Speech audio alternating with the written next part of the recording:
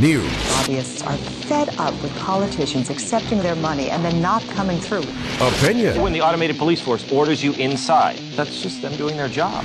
remix. Even lost my job partially due to the whole global warming issue. Increase in oil prices. This guy's scared. This is Top Story with Kelly Klass and Jill Skeen, I've been a listener for about 20 years. How can you make me feel better? where the news meets your opinion. Pick up the phone and talk about it. 736-0300. That's 736-0300. Now, here's the hosts of Top Story, Kelly Klass and Jill Skeen. Well, good morning and welcome to Top Story. 736-0300 is always the number to call. And hello, Jill. Hello, Kelly. Good morning. Yes, nice to be here. We've got a packed day today. We got a packed day, We're and gonna it's be- hump day, and I don't That's get right. my song. Well, we'll have you start singing it No, for us. we would lose listeners faster than you can imagine. It'd be called clicks, all right. They'd be Yeah. clicking off.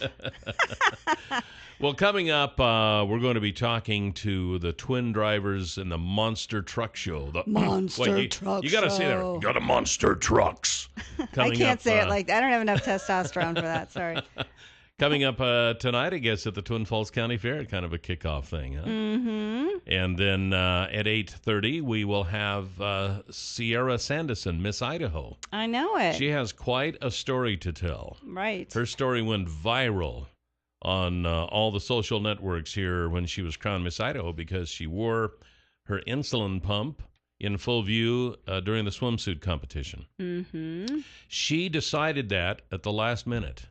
Well, And we'll there's find an out interesting, from her. There's an Yes. interesting story behind Okay. that. So hopefully we'll get to find out about that. Then at 9 o'clock, unless it has changed, we have Twin Falls City Council No, person it's Rebecca. Rebecca Mills-Soyka coming in at 9 o'clock today for State of the City. Mm-hmm. So there you go. Man, I don't know. The phone's ringing already. All right. I know. Bring it on. Should we take a chance and pick it up? Why I not? bet I know who it is. I don't know. Top Let's see. Story, you're on the air. Good morning. Good morning.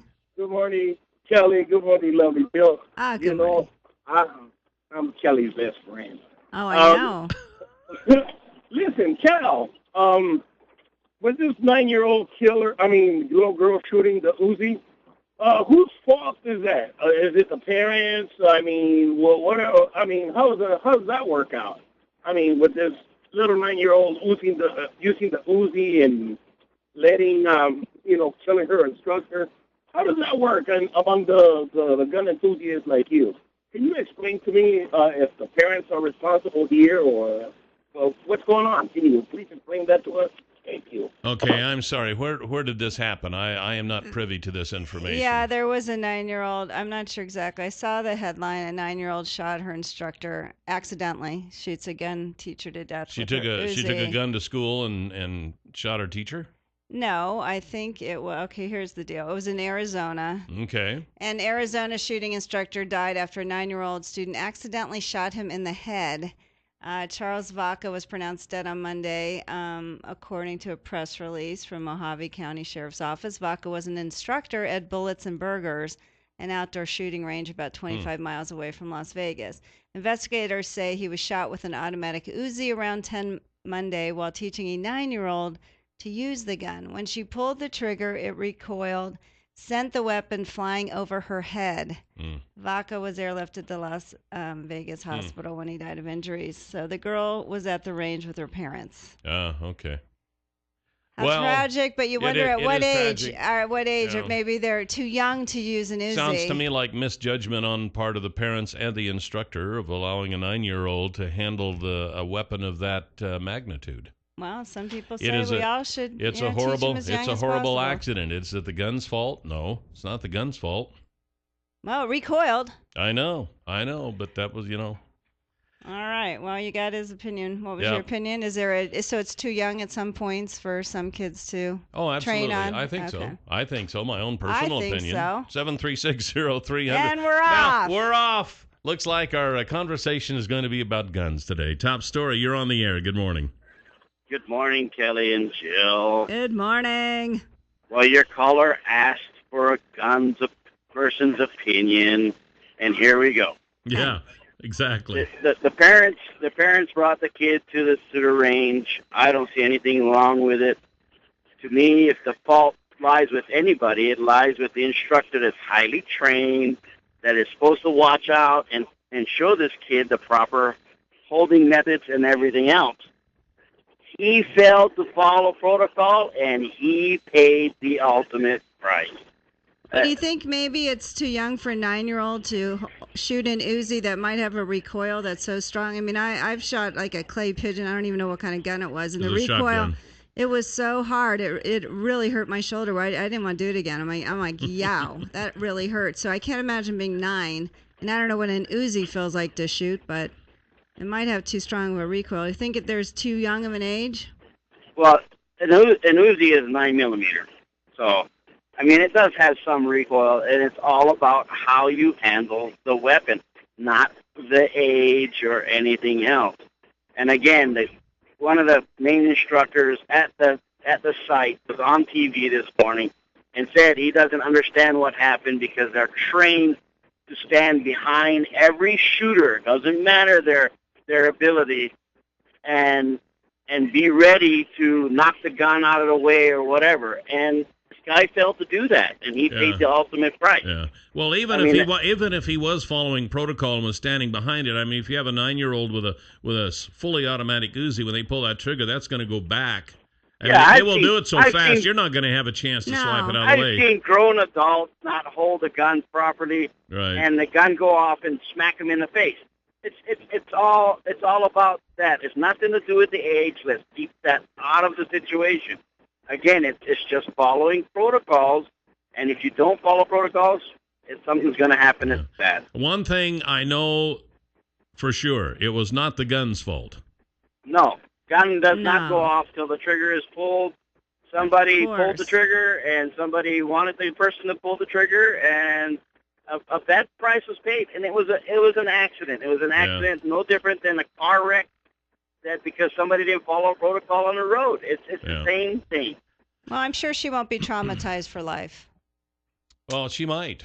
I'm being facetious. I know you are. I mean, are you kidding me? I think anyone, a 9-year-old is young. I think it's young, and maybe that's not the right gun for a 9-year-old. But I mean, if it has that powerful of a recoil where she let go, who knows if he could catch it? I don't know, but I'm sorry. I think there should be a certain age that maybe is too young. I don't know why people don't think that seems, reasonable, but 7360300, top story. You're on the air.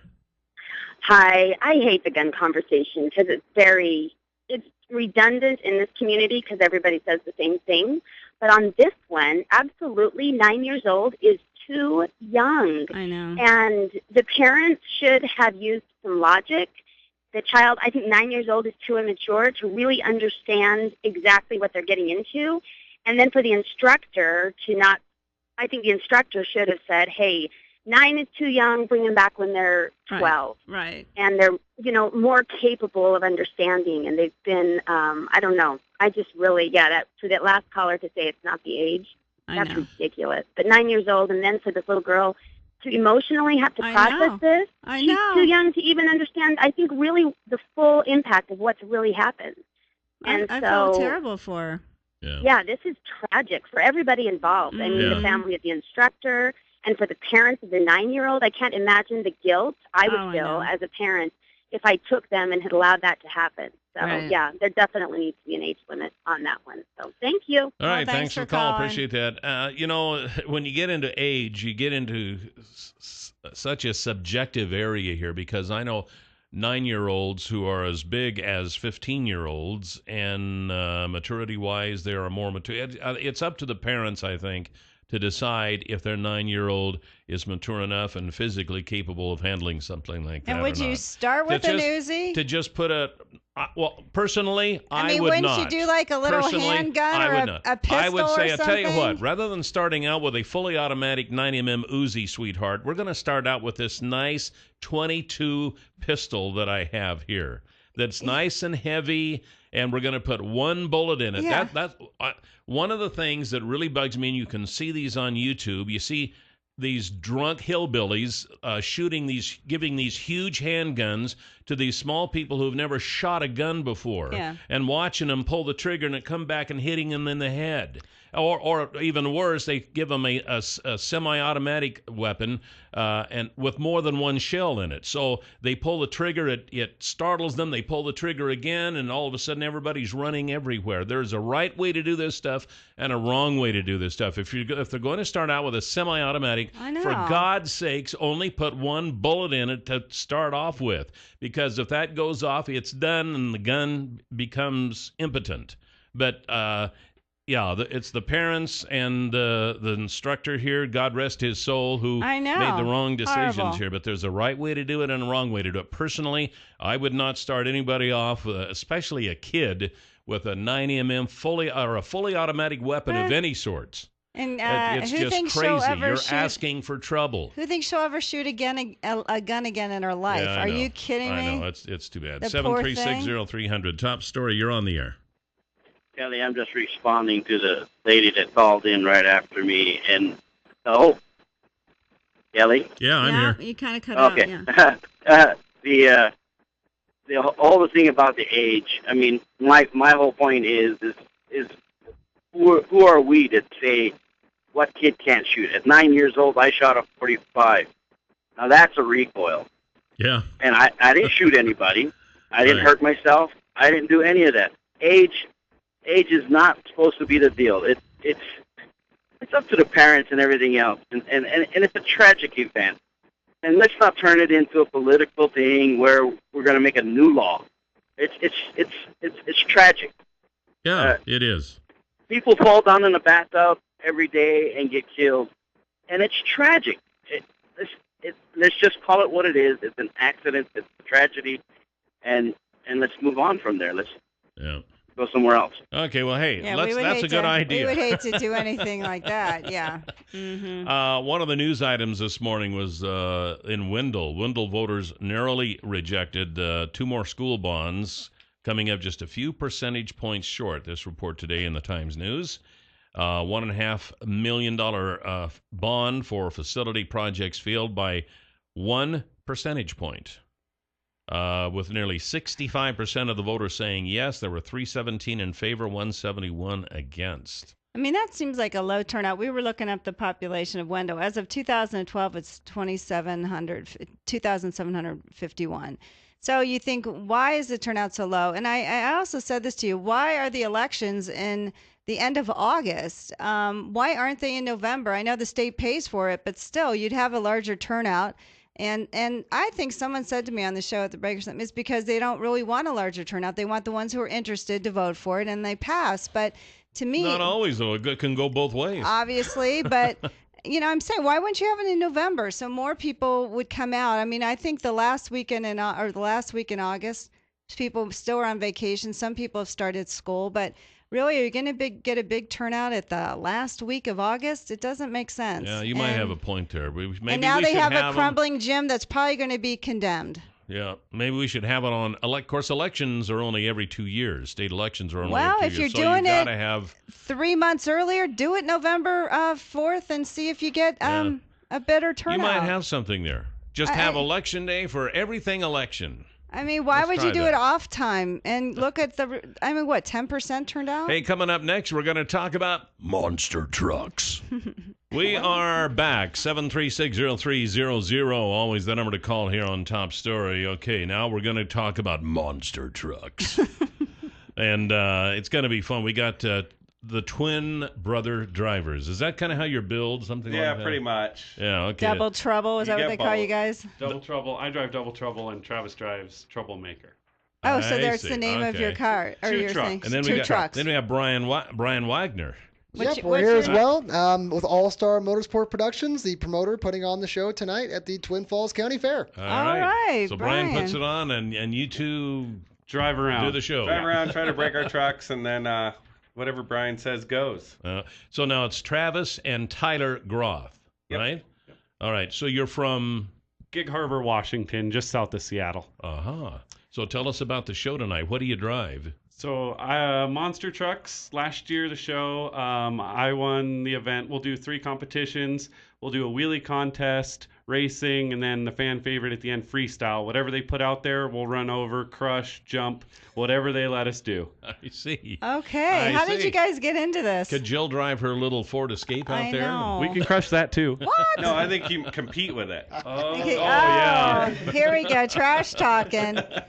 So if you're also having Transformers, right? Yes. And I don't understand this. Well, you're going to have to come see it. It's something you have to come see. Actually, they're two 30-foot tall fighting robots. It's an intergalactic battle of good versus evil. It's Galactron versus Reptar. It's a great storyline for the kids and for adults. They really get into watching the vehicles, turn from a vehicle into the 30-foot tall robots. So they're actual vehicles. They're actual vehicles. They're completely customized vehicles that they actually do transform into two lifelike robots, and they will actually do battle in front of the grandstands tonight. Shows at 7 o'clock. Poor Jill. And everyone looks with confusion. They'll let you drive one of those. I think they were looking for somebody. Were they? Yeah, I think great. you got it handled. You just push the little button, stuff blows up, and. But so you don't like try to crash each other? No, we're not allowed to run those over. You're not allowed. They're probably expensive. I know. The robots are very expensive. That's the one thing we will not crush tonight. Is the fighting robots. Robots probably have somewhere to go after today. They got somewhere to go. The cars, they end. How long have you guys been doing monster trucks? 4 years. We started working on them. That's how we kind of got into it. We love tinkering with things, so we asked a couple guys we met at a show, hey, can we work on your monster truck, put the tires on, whatever. Probably broke it more than fixed it, but oh well. Then we got hooked. So. And how big are these tires? And the rest is history. They're 66 inches. They're about 750 pounds apiece. Oh, my Okay, I have a question. What does a tire cost? New, they're a little over $3,000. Yeah, no way. So it's about $12,000 to put new tires on your monster truck. And then you got to get wheels too. Yeah, and the wheels are. They're not bad. They're $1,000. Oh yeah. Oh my goodness. They're just $1,000. Not too bad. Pocket change. So what do you think about driving these? Is it just like a kid's dream? It is. We've grown up watching monster trucks. We watched Bounty Hunter, who will be here tonight. He's won the World Finals in Las Vegas before, so he's a really great driver. So we got to be on our top of our game tonight if we want to have a chance at winning. So is this kind of like you guys get to play with the big boys, and it's kind of like a dream come true? You're right out there amongst the. It is. I mean, I don't want to diminish your status, but it is a lot of work. Yeah, I bet it is. It seems like every time we run them, we're breaking something. We've got all kinds of parts in the trailer. We always fix them. Most of the stuff we can do right in the middle of the show if we need to. But it is a lot of fun. We do have fun. We travel 30-plus weeks a year. Oh, my goodness. Racing. So we're all over the West Coast and starting to venture. We're going to Texas here in a couple weeks, which is pretty much East Coast to us. So Brian being out of Florida, I couldn't even tell you what Florida looks like. No, wait till you get to it's not. No way, it's East Coast. I live there. Let me tell you something. It's a trek for us. So Brian, they're having a deal where they can ride along with the driver, meet the drivers. Is there a ride along too? There is. There's a monster ride truck, the Thumper Monster Ride Experience, and those rides start at 5:30 when the gates open. So the gates open tonight at the Twin Falls County Fair. One big show. Gates open at 5:30, and you actually meet the monster truck drivers up close and personal in a meet and greet from 5:30 to 6:30, and then the monster truck rides will be going on from 5:30 all the way up until showtime at 7 o'clock, and then you can actually stick around after the show as well to give more monster truck rides. Our ride truck will be there all night long. Whoever wants a ride can get a ride in a real monster truck. That would be fun. Yeah, actually. You would enjoy that if you I would enjoy I think that. you should. Yeah. I'll even let you come in tomorrow late if you want to. Oh, you were so nice, Kelly. I thought Thank so. you. You could write me a note. Anyway, and also the interesting thing is these cars are powered with alcohol and not gasoline. Yeah, so you have a sponsor by like Jack Daniels or something. Or what? Not that kind of alcohol. We've been told a teaspoon will kill you. So we've never tried. Okay, good. I'd I mix think it that's with Coke or something. It'd probably yeah, be all yeah, right. and it'll be fine. 7-Up. I don't know. I'm kind of trying to convey the expense of being in something like this to people who. So how much is a gallon of alcohol? We buy it by the 55-gallon drum, and it's about $5 a gallon. But we'll burn easily 10 to 15 gallons per truck tonight, running around for an hour. Yeah. Why do you use alcohol instead of gasoline? It's just more powerful. You can use a lot more fuel. It keeps the motor actually cooler than running gasoline. Okay. A lot of the drag racing people, they use that kind of fuel as well. It's they do. a little bit safer, I think, for us to store and haul around, being in a drum.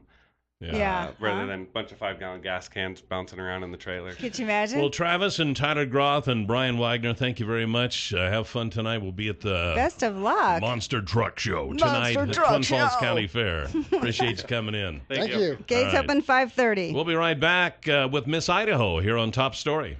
7360300, the number to call here this morning on Top Story. You're kind of going to be delayed just a little bit with Miss Idaho. She's in one of our other control rooms with Nate on Cool 96.5. That's right.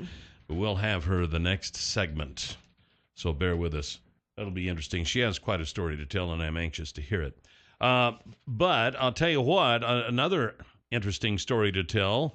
Dave Hansen at Canyon Pawn. This is the newest pawn shop in town. It's Canyon Pawn. They're on South Shoshone Street. I don't know. Is there a South Shoshone Street? Maybe it's just you're asking the wrong person. Street. I'm not from here. I don't know. There's an old Highway 30. There's a new Highway 30. Don't ask me. I don't know how you guys talk about I've lived here things. for almost 62 years, and I don't know if it's South Shoshone or just Shoshone Street. I don't know. But at any rate, it's right across from Will's Toyota. Nice, clean, friendly place. It's brand new. They just remodeled the inside and redid everything, and it's just such a nice place. And they've got just a little bit of everything, and in fact, a whole lot of some things. They got fishing poles and tools and woodworking equipment and recreational equipment and guns. They have lots of guns right now. Plus, you can go in and see how you can have a chance to win a Savage 17 HMR with AccuTrigger. Go on in and tell them that Kelly and Jill sent you. That's Canyon Pawn, right across the street from Will's Toyota. Easy place to find. Mm-hmm. One of the things that I thought was interesting, where's my story? I have no idea. Here's the story. Did you know that more women are registered to vote in Idaho than men? I found that out. I think there's more women in the country that vote than men, and they're going to definitely, sway elections. We all get out there. I would say they probably already have. Yes, they have. In Idaho, it's kind of odd because I don't know that. Well, I don't know if I say this, if it will come out right or not. Probably won't, but say it anyway. You would think if you had a majority of women that it wouldn't be as conservative as if you had a majority of men. Idaho, however, since more women vote in the elections than men do, kind of disproves that theory. No, it doesn't. No, it doesn't, because it's the candidates. I mean, we have how many females in the legislature? There's not. You need more female candidates to run, because it's the men that are basically running. No, we're talking about people who have actually been elected. Idaho is one of the most conservative states in the union, but and they had to get there with the help of the women because they vote. Well, those are the only choices you have. You need more women to run if you want to make changes that will affect women. I don't think that having more women would make any difference. It would be the candidate themselves. Absolutely. You think a woman would force a transvaginal ultrasound on herself? Give me a break. No, I think you need more women running, and I think that's part of the problem. But yeah, you only have so many choices of people that run here, and look who runs: white, male, Republican men, and hopefully that will change. Well, and it's changing in this election, that's for sure. Women are electing them. That's my point. I understand that, but who else are they voting for? Should they not vote? Should they not vote? Those are your candidates. If they were going to protest the vote, they wouldn't vote, and there would probably be fewer women voting than there are men, but that is not the case. There are more women voting than men. Good, but I think that's not, fine, but that's not what sways elections, too. Yes, you have the female vote, and that's important, but you also need female candidates if you want to make it less conservative, I believe.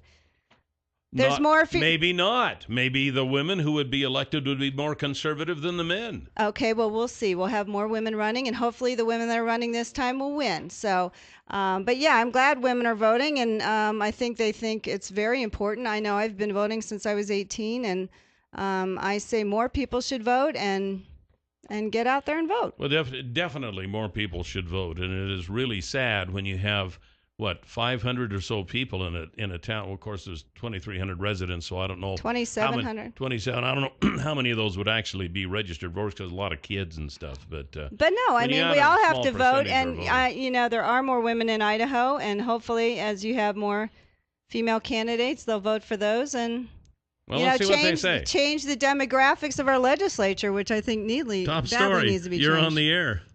Hi, I just wanted to make one little comment to something Jill had said, that if there are more women running, they wouldn't necessarily be as conservative.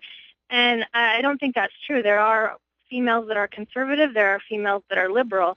If I chose to run, I would be a female conservative, and there could still be females that would vote for me even though I was a conservative. Probably. I mean, I agree, but there are more women that tend to vote for more Democrats, and I don't think women would be sitting there trying to eliminate birth control, trying to eliminate health care for women, trying to force transvaginal ultrasounds for women. These don't come from women. These come from men. I wouldn't be so sure about that. Really? How many bills have been sponsored by the women in our state? Who sponsored that? Well, you just said it. We don't have many women in the state.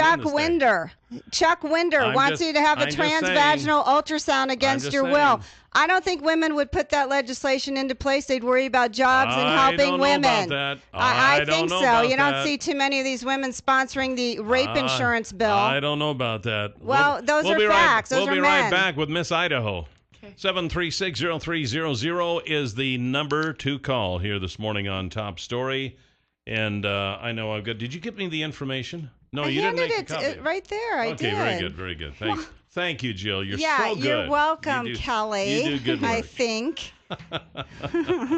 We have with us this morning Miss Idaho. That's right. Sierra Sanderson. Good morning, Sierra. Good morning. Hi, how are you? I'm good. I don't know why I always just want to wave like this. Oh my gosh. Yeah. I know. So congratulations. Thank you so much. Wow. You'll be competing in the Miss America pageant now. Yeah. When is that? It will air on ABC on September 14th. Right. Oh, my goodness. So that's coming up here. Yeah. I leave Sunday morning at 6 a.m. So are you nervous? I was last week, but this week I'm like, yes, I'm ready to do this. I'm so excited. Ready to represent Idaho? Yeah. Have you had a busy schedule since becoming Miss Idaho? Yeah. Because you said you left Boise at 3 o'clock this morning to be here, right? Yeah. Oh my gosh. Do you have other stops here today? I have media stuff all morning, and then I will just be packing for Miss America, and then I have to leave for Idaho Falls later today. I see. Yeah. All right. Well, one of the reasons I was excited to have you in is because you kind of went viral on every social network and in the news by wearing an insulin pump in plain view during the swimsuit competition. Yeah. It's my understanding after reading a story this morning, you had not originally planned to do that, but you changed your mind at the last minute. Could you just relate that story? Yeah. Well, I've been discussing and thinking about it for a while, but I'd never competed with it before. But it was in the plans. But right before I went on stage, I was getting nervous about it. I was in the dressing room looking at it thinking, oh my gosh, what am I doing? Like, don't wear it. And then being like, oh, Sarah, you're a baby. It's just a little machine. You need to wear it. So I walked out of the dressing room with it. And this little girl comes up and she says, what's that? And I'm like, no one's supposed to notice it. It's so tiny. Like, why are you seeing it? She's like, no. Like, I'm diabetic as well, but I don't wear a pump because I think like people will make fun of me or think it looks weird. And I was like, oh my gosh, this is exactly like who I want to inspire and be a role model to. So I was like, okay, I have to do this for her. And then by the end of the competition, she came up and she was like, Sierra, I want to get an insulin pump now. And her mom was in tears because they had tried so hard to convince her to want to get a pump. And she actually just got it the day before yesterday. So you've kept in contact then? Oh, yeah. So, Sierra, how long have you been diabetic? Were you a child? Or? I was diagnosed at 18. Oh, at 18. Mm-hmm. Okay. So I didn't realize you could have the option of wearing them or not wearing them. How does that work? You can either. So basically what type 1 diabetes means lifestyle-wise is that you need to regulate your blood sugar by checking it, pricking your finger, and then somehow get insulin into your body because your pancreas stops working. Right. So I either can give myself shots or I can wear a pump, and it's basically like a portable IV that is constantly giving me insulin or gives me extra insulin when I'm eating. But if you don't wear it, you're not getting the insulin. So how long can you not wear it for? Because you thought, well, maybe I won't wear it during the bathing suit competition. Yeah, you can take it off. Like, it's not waterproof, obviously. So you take it off when you shower, and I take it off when I work out because your blood sugar goes low up while you work out. Yeah. So you don't need insulin. And you mostly need it when you're eating, but it does constantly give you a little bit of insulin that you you shouldn't be off of it for too long, or your blood sugar will go up. So when you've competed before, have you competed in a bathing suit competition? Yeah. And did you wear it before? Pageant. Or that pageant, sorry. I did not. I was actually on shots for most of them. Okay. And then in that way, if you're doing shots, you give 1 shot a day for like the constant, like so it's slow acting, and then you give fast acting insulin for each meal. So that's how that works. But then there were a couple pageants where I decided just to take it off. And it wasn't a big deal because it was just off for 30 seconds like it would be for a shower. Right. But so this time you said I'm going to wear it. Yeah, because I want to be an example and break the barrier, break the mold of what beauty's supposed to look like. Yeah. Like we all have something that deviates from the cover models on magazines and stuff. So I felt like if I went out there without my insulin pump, just being this tall, skinny girl in a swimsuit, I'd be contributing to that, and that's really something I didn't want to do. So I wanted to show girls like, look, I'm not perfect, and it's okay. Like I'm still beautiful, and you're still beautiful, even though you're not perfect. So were you surprised at all the chatter on social media, just the chatter overall? Yeah, it was crazy. It's been crazy. We've estimated that my story has reached 5 to 7 million people. Wow. Yeah, I've gotten thousands and thousands and thousands of pictures with the hashtag Show Me Your Pump, but not just with insulin pumps, with hearing aids and feeding tubes and back and leg braces from scoliosis, any kind of visible disability. It's been so awesome. That is great. Is this influencing you maybe in your life, maybe in what direction you want to go? You know what? Probably. I'm trying to not set my heart on anything until my year as Miss Idaho is over, because everywhere I go, I get like 3 job offers, and I'm like, oh my gosh, I didn't even know that was a possibility. Maybe I'll think about that. So we'll see what this year opens up for me. And you're also going to be on Dr. Oz. Yeah, I went to New York to film last week. I just got back. So they do filming ahead of time. Yeah, and it'll air September 11th, I believe.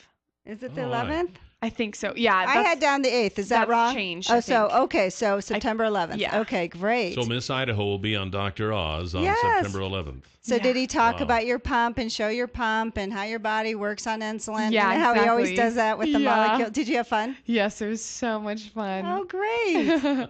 So now going into the big leagues, Miss America. Yeah. Did you always dream of going into pageants when you were younger?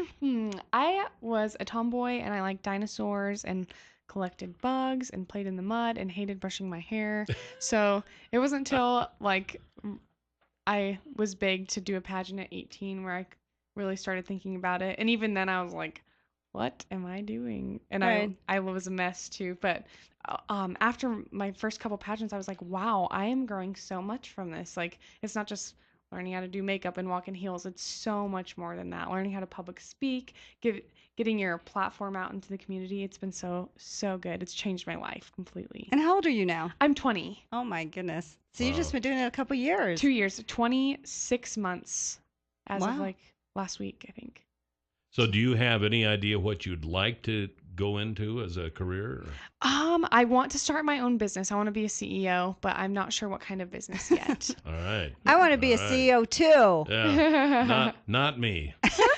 Too much pressure for me. I like just the old mundane routine life. The older I get, the more boring life gets, and that's just the way I like it. So what's the biggest surprise about Miss America that you have to prepare for? The biggest surprise? Yeah, I mean, do they give you the questions ahead of time? You know how you do all that stuff? Do you just practice questions? So we have a 10-minute interview where they can ask us anything they want, whether it's about controversial issues, current events, or it could be about my Show Me Your Pump campaign and wearing my insulin pump. It can be anything. Have you been reading up on current events and politics? And you don't want to be so much going on this year. Girls like past Miss Idahos have been like, I feel so bad for you. There's only like 2 foreign affairs when I went. Like there's, I don't know. I know. You've got Syria, Iraq, the Middle East. Do you think they'd ask you about stuff like that? Oh yeah. Yeah. Okay. Do you have to end everything with "and I want world peace," or is that just a miscongeniality? No. When you are around young ladies and such, because I know there's such a thing nowadays you got to be skinny. If you don't wear a size 0, you're just not worth anything. And I know that we have these young teenage girls who are almost killing themselves trying to diet and things like that. And what a breath of fresh air that you are to come along, because you showing people that you can still be beautiful and still have flaws. Yeah. So what do you tell these have you had a chance to talk to any of these young ladies and say, look, just don't pay any attention to that. Every picture on the face of the magazine is photoshopped anyway. So it's just we've just been brainwashed, basically. Like, that's all we see in the media, and I really wish the media would display beauty in a more diverse way, instead of just showing the same old tall, skinny girl, showing a girl with insulin pump and airbrushed too. Yeah, we've seen the campaigns where they're starting to show plus size models a lot more, and that's been really encouraging and awesome to see. And then there's a supermodel who showed her colostomy bag in the UK, and everyone loved that too. So Was that as a resulting from your deal? That was before me, but there was a male model after me who did his, I'm going to say it wrong, ileostomy bag. Do you know what I'm talking about? Ileostomy. Ileostomy bag, yeah. So, have you gotten any negative comments from this? I've had, let's see, 3 categories of negative comments. Let me see if I can remember. First, the most important to me is that I've realized how important diabetes awareness is, because I didn't realize how many people didn't understand it. People have said, oh, Miss Idaho's glamorizing diabetes. She's sending all the kids to the store to get soda pop and candy. You've And I'm got like, to be kidding no, me. like, type 1 diabetes is not caused by lifestyle choices at all. And even if it was type 2 diabetes, that's really not the way to go about commenting on it. If someone in your life has type 2 diabetes, which is caused by poor lifestyle habits, then you need to go about it in a much more compassionate manner. Right. But when it comes to type 1 diabetes, it's really important to type 1 diabetics that people understand that this is a disease that often occurs in comes up in childhood, and is. I know 18 is a little old. Usually you hear it for a younger age. Yeah. But so it's been crazy to see how much people don't know about diabetes. And then we've also gotten the classic comments of like, oh, beauty pageants, swimsuit competitions, and really,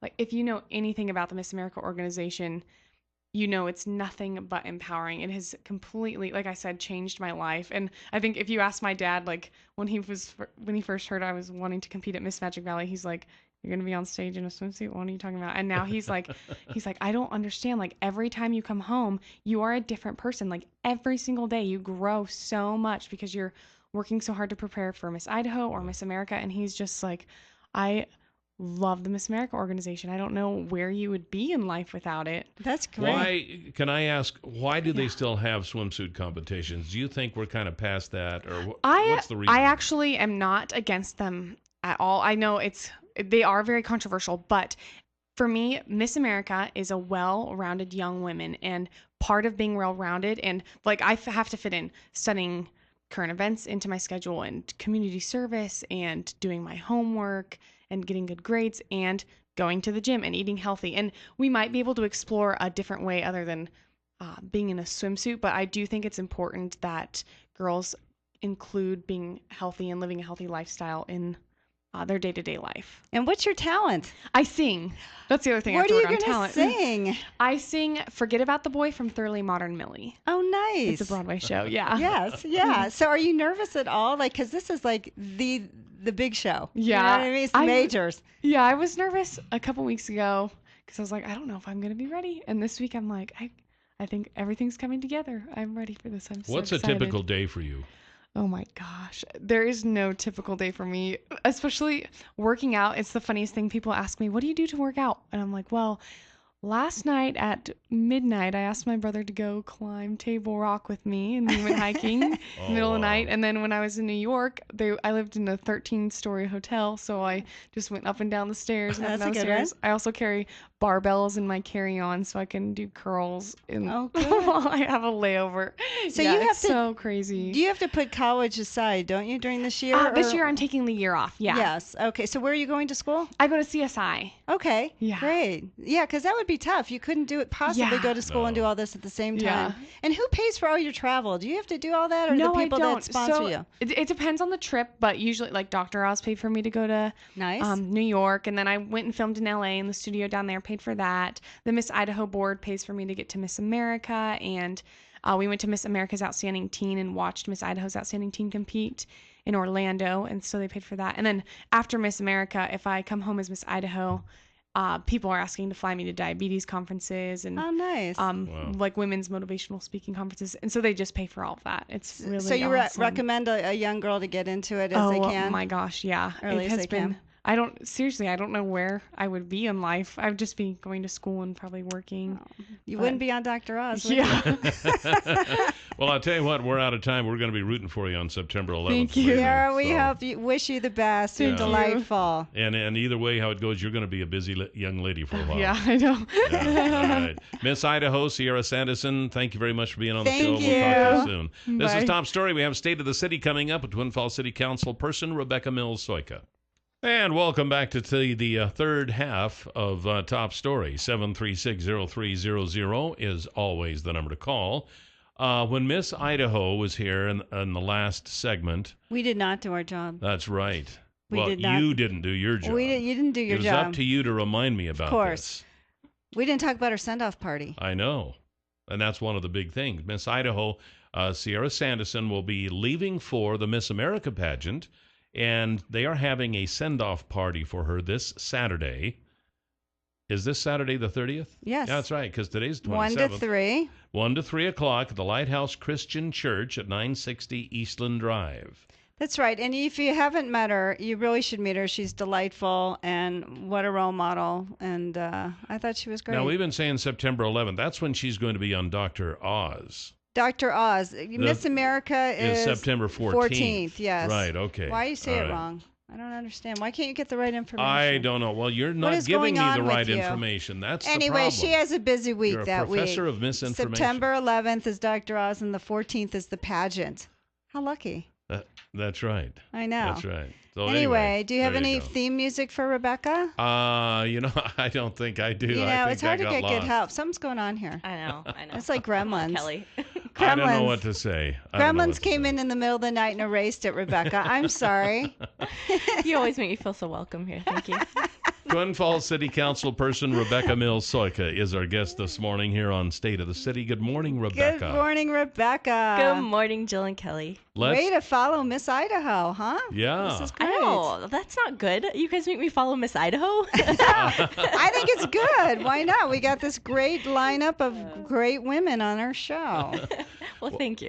Now, we have a special meeting coming up regarding the planning for the downtown project. When's that going to be? We do. So Wednesday night, September 3rd, I believe it is, at 6 o'clock, we're going to be having an informational session, kind of a time for the community to get involved and get informed about what's going to be happening on Main Street in the downtown area. And so it's really important for merchants and anyone affected, especially on Main Street, to be there and get to voice their thoughts and opinions, but also the larger community, anyone interested in what your downtown is going to look like in the future. Are they just having one meeting, Rebecca? No, they should have several, and I think that's what this initial meeting will kind of lay out their plans and the schedule that they're hoping to follow so that they can move forward. But the plan is to have several meetings. So I was surprised because we read in the Times News today that the URA has purchased the Rogerson Hotel. Yes, that was a surprise to me as well. It happened at a special meeting yesterday. So it's brand new information. So my question is that a historical building? Because it seems like, and I've heard so many people regret some of the things that they've torn down in town. Coming from out east, I'm sorry, there's history everywhere. You pretty much don't tear down anything. But out here, is that a historical building? I have heard that it's not on any historical registers. I think it's historical for anyone who was born and raised here or anyone who's been here for, 20, 30 years. I think the Rogerson building is historical, and I think it has great significance to downtown. But they're going to tear it down, right? Are they planning to? I do not know their plans with it. They've described that they're just hoping to bring businesses and renewal to downtown. They haven't said what they're doing with the building. I don't know that the Rogerson has the significance as far as historical buildings as, say, the old Perrine Hotel did. That was the which they one that tore people down. complain Yeah, about. 1969, somewhere in there, we tore that down. And I regret that. I didn't have anything to do with it. Shoot, I was in high school back when that Well, happened. you should have been an activist but, back you know- then. Yeah, Kelly, where were you? Really? What's the matter? It's your fault. But, you know, I mean, I think we need to pay attention to some of these. Of course, I think they're mostly all gone now. But on the other hand, if they can't be put to use, if it's too old and too rickety and too dangerous to be put to use or something, and there's nothing else we can do with it, then, you know, sometimes you just got to tear down and make room for new stuff. But I mean, they just had a business in there a few years ago, Plum Natural. I mean, there's so many things you can do with renovation where you keep the feel of the old building, where you could fix it up. That I think is if lost. It's not cost prohibitive. You know. I mean, I think it's lost in some places. But living in Boston, there's so many things that are never torn down that you fix up. Park City, things are never torn down; they fix them up and they keep the historical part of it. And I think that's what makes the town unique, as opposed to some homogenous downtown that you see anywhere with the same stores. So I don't know. Do you know any other plans on what's happening with our downtown? I don't. So the URA is a board that's autonomous from the city council. We appoint the members, but they are free to make their own decisions. And I do hope that they will keep the public involved and keep everyone informed of their plans for this building. So I think it is significant to the community. And so I guess just be watching. Their agendas are on our website, www.tfid.org. I think some people might think, well, if you actually make suggestions, are they going to listen, or do they already have a preconceived idea? I know they've spent almost $250,000 on consultants, so I assume, and because they've had history of designing places in McCall and Washington and whatever, do they already have a preconceived idea of this is what it is, and are people really going to have input? I hope that they do. I really do. I hope so, too. I would encourage the members of the URA board to take input and really be listening to the community on this particular building, because I think it does have great significance. It'll be interesting, though, to see how many people actually show up to give input, because that's been kind of a problem around here. You ask people to show up, and none of them do, and then they go ahead with the plans, and then they're criticized for what they've done. But well, and it does matter how much you solicit the input. I mean, if you go, some people check agendas on the website, most people don't, and so I think it matters if you give it enough time for the information to disseminate throughout the community. If you put an ad in the paper, or you get it out to the media partners so people can talk about it, people can hear about it, I think that makes a difference. Do you have to be a citizen of Twin Falls, or can you be like from the rural area and still have input on this? Sure. They take public input. At any time when a board, the URA or the city takes input, anyone can speak, anyone from the public, and just for recording purposes, they take your name and your address, and so that usually identifies, where you're at in relation to this particular project or the subject property, and so that gives the council or the commission or the board an idea of your relation to the project. But I think that in general everyone is open to everyone who wants to speak, because we recognize that Twin Falls doesn't just affect our own area. We're part of a larger community, and we have an effect on the rest of the community and the smaller towns around us. And collectively, like Jill and me, I mean, we both live out of the city limits, but Twin Falls is our town. Right, exactly. And we work here. Exactly, and we're all the Magic Valley, and everyone. As we saw with Chobani, all of even the smaller neighboring towns, we're totally that had affected. nothing to do with the decision, were completely affected by that decision. So, yes. So it's good for us to be considerate, and for the city to consider all perspectives. So, how's the new dog park?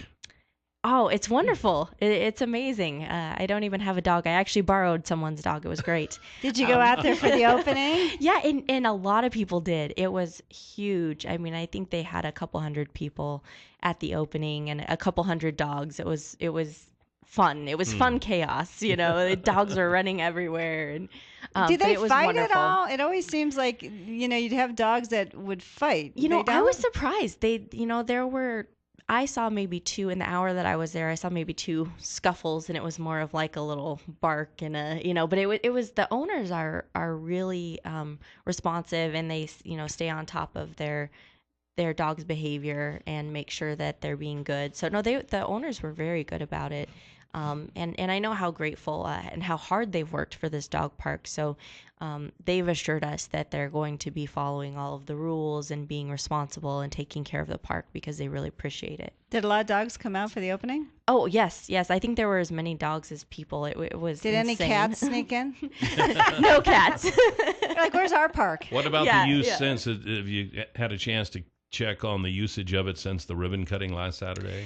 I haven't, but I imagine that if you drive by, there will probably usually be someone, one or two or three people there, because our temporary dog parks were very well utilized. And when it was at Harmon, when it was at CSI, when I drove by those, there was almost always someone there with their dogs. So I think that this park, it's just been a great community project. We've had so many people that have volunteered or given in-kind gifts or donated money. Really, everyone came together to make this park happen. So I think that really creates more of an ownership in the community. I think people will really feel more pride in this park than they do others, that kind of just pop up and, but they requested this park. They worked hard for this park, and now they get to enjoy it. Do you think we'll see another one on the other side of town anytime soon? Or is this going to be kind of now that we've been able to see the popularity of this one, do you think we'll kind of put more emphasis on others? Sure. Well, I think it'll be based on, citizen input. That's how this current dog park started. So it will really be up to the citizens if they're, satisfied or not. But I wouldn't say anytime soon, since this park took at least 7 to 10 years. So I would hesitate to say anytime soon. I don't think most people realize that. I think they figured it started about a year and a half ago, and bingo, there it was. So. Right. No, I mean, 3 years ago, we were able to identify a location, and we traded the county for the property. The county worked with us, and it was a great partnership in getting that 3 acres. I mean, how else do you purchase 3 acres right in the middle of the city in your Parks and Rec budget? I mean, it would be nice if cities purchased. I know in Park City they buy up a lot of open space. The city does to keep it open, and I feel like our city doesn't do that. Well, and that is an important piece of our strategic plan. And so, like you're saying, Kelly, I think that we are moving that direction. One of our specific objectives is to diversify our park system, and kind of, in the realm of, making dog parks and making different types of recreation and open space available. That is supposed to be one of our objectives in the next 20 to 30 years. Then you think how much open space is left. I mean, seriously, when you drive around, there's for sale signs everywhere, and I worry about that because Sure. Anyway, but any word on the city hall? No word yet. City staff is still wanting to move forward with finding a location and finding a property, and they've said that things will Can probably... you hold that thought? Oh, sure. All right, we'll be right back with Twin Falls City Council person Rebecca Mills-Soyka here on Top Story. 7360300 is the number to call here this morning on Top Story. And if you have any questions or comments for Twin Falls City Council person Rebecca Mills-Soyka, this would be a good time to call. Yesterday's $100 instant winning name is Donald Elmore. Donald Elmore, congratulations. And your $100 word of the day for today is another school term. It's paper. Paper. They still use paper in school? Apparently they do. I guess so. So you can... As opposed to rocks and chisels when you were in school? I thought they all had computers now. Yes, paper. But at any rate, you go to our website, newsradio1310.com, click on Word of the Day, and type in paper, and listen tomorrow. If you hear your name tomorrow, and you played the word today, $100 will be coming your way. How easy is that? I'll say. I know. I'm a natural poet here. I know it. Every word I say. So last we left, Councilperson Rebecca Mills-Soyka, I asked you about the City Hall. Now, during the budget deliberations, you thought it should be a separate item because you felt it was a large expense, 6 to 7 million, I think were the figures, and that you didn't think it should be in the budget, especially since it was taken out of the strategic plan, and it really wasn't a priority for the city like back in last October, correct? Yeah. Well, what I voiced my opinion on was that it wasn't in the strategic plan, and what we say is that our strategic plan drives our budget, and so I don't see how it could be in the budget without being first in our strategic plan, if that's what's driving our budget. But it was actually the city manager, Travis Rothweller's decision. He decided to keep it separate. He still voiced that it was a priority for city staff, and it was really their number one priority, and so they are going to move forward with trying to find a location. And we have expressed as a council how we want the public to be involved, and we want people to be able to be informed about it and voice their opinions if they have any when they announce a proposed site for this city hall. So, but you felt like people should almost vote on something like this big of an expenditure. I think it will be a vote. I don't know how the process will move forward, but most certainly, especially if they purchase property, there will be a vote to purchase the property. So it will progress in always in public in our meetings. You know, when you're discussing a certain property not owned by another public agency, you can meet in executive session, and then that's covered. But if you ever want to act on it, make any decisions, you have to come out in a public session. So that will all be public, and we hope to keep the citizens involved and aware of what's going on. Kind of a timeline are we looking at here? That I don't know. All I've heard is that it will probably start to pick up here after the Labor Day holiday. So my question is, how does the city justify to the taxpayers of Twin that they had the old clinic, they were actually offered it for free from the county for a city hall, and that the city turned that down? I mean, I understand it's large, but when you think about the scheme of things, 20, 30 years, we have no idea how large Twin will be. And, you know, you can repair anything. How does the city justify turning down a free building that I think would be a great location, has great parking, you know, it's close to downtown, you know, for then purchasing a brand new property? Yeah, that's something that I was a little bit confused about. You know, this whole we need a new city hall was new for me. I mean, apparently council members who have been on since 2006 or 2007, I guess that was a conversation they had in the past. But since I've been on council and since 2011, we really hadn't heard of any needs or any dire need for a new city hall. And so in our strategic planning, we actually had a conversation with department heads in a larger planning meeting. We talked about it and said, oh no, you know, there's no need, and then for it to be in the strategic plan. And then 6 months later, we're saying, oh, we absolutely need a new city hall right now. And because they took it out of the strategic plan, right? And at that time it was at the same time we turned down the clinic building, and so I was a little bit puzzled about the progression of the need for a new city hall, but now that's what city staff is saying. We need more room. We need to find a new location. So in moving forward, I think we need to find a location that we can grow into, much like the county did, so that you're not having to move, you know, even 10 or 20 years later. Well, the thing with the clinic building is it's pretty much stuck. There's not much expansion possibility there. Well, I wouldn't. Well, think. I mean, it's pretty big. They say it's too big. It's big enough to suit the needs for City Hall for, I mean, well into the future. I mean, kind of like the county, they're not going to need to move from that building for 100 or more years.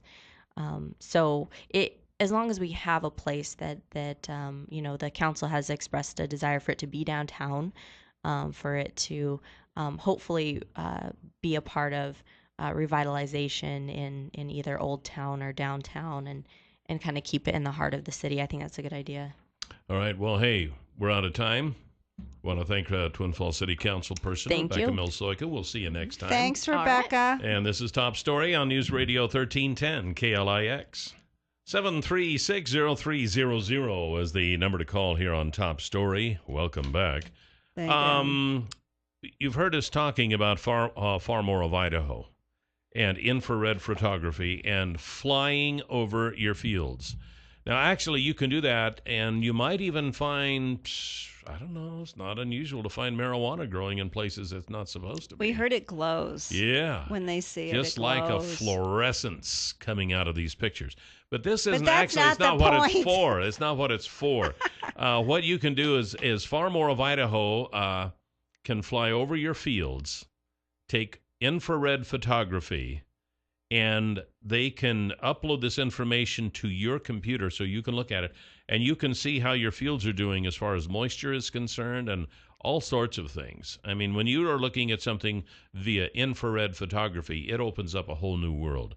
And if you thought that your irrigation system was very efficient and getting every little square inch of your field, you could be in for a big surprise. And when you find out that there are adjustments that can be made, and then you can do that, and then your yields increase, I'll tell you what, it pays for itself. So get a hold of the folks at Far More of Idaho at 324-3341 or at farmoreofidaho.com, and they can tell you how this infrared barren works. I think it's great. I think technology is just... Well, technology is going to save us, and technology is going to kill us. You have a love-hate with technology. I really do. I do. But in this case, I have a love relationship with it. Right, right. I It can mean, be so helpful. It can be helpful. And, it can. Anyway, but we have something to talk about here that we didn't get to talk about yesterday. Another American company is aiming to move its headquarters out of the country. Now, I don't know about you, but I enjoy a good Whopper. The Burger King Whopper. Can I tell you, Burger King is the only fast food place in town that has a veggie burger. Oh, really? Yes. I The did not only know one. that. Well, that's why. I So don't eat anyway, veggie I have burgers. to say, in a pinch, sometimes we've had to pick up a veggie burger from time to time, and Burger King is the only one that has it. Every Anyway, time I just, eat a hamburger, I am eating vegetarian. Because the cows It's indirect. eat grass. It's an indirect, yeah. And so, that's the way I look at it. But at any rate, I digress. International fast food behemoth Burger King Worldwide, Inc. confirmed this week that it will pay about $11 billion to buy Canadian chain Tim Hortons Incorporated, which sells coffee, donuts, and other breakfast food fare. The deal would merge America's second largest burger chain, which is valued at nearly $10 billion, with the Canadian equivalent to Dunkin' Donuts, which is valued at more than $8 billion. The stickler here is that they would then move the world headquarters for Burger King to Canada. Right. It's been in Florida since, I think, the 50s.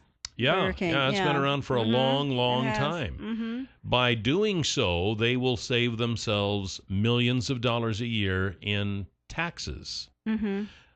The United States has a business tax of around 40%. Canada has a business tax of about 26%. The United States is the highest on the list as far as a business tax. Canada is about halfway. But what they say, with all the tax loopholes that corporations take, honestly, a corporation really just pays 13% in tax. That's what they say. With all of our loopholes, we only have 70,000 laws on the books. So if that were the case, then I would think Burger King would want to stay in the United States instead of going from 13% to 26%. So I'm thinking there's something else going on here that maybe we don't know about, that Burger King thinks it would behoove them to move out of the country. Well, that's what a lot of them been doing. And so why haven't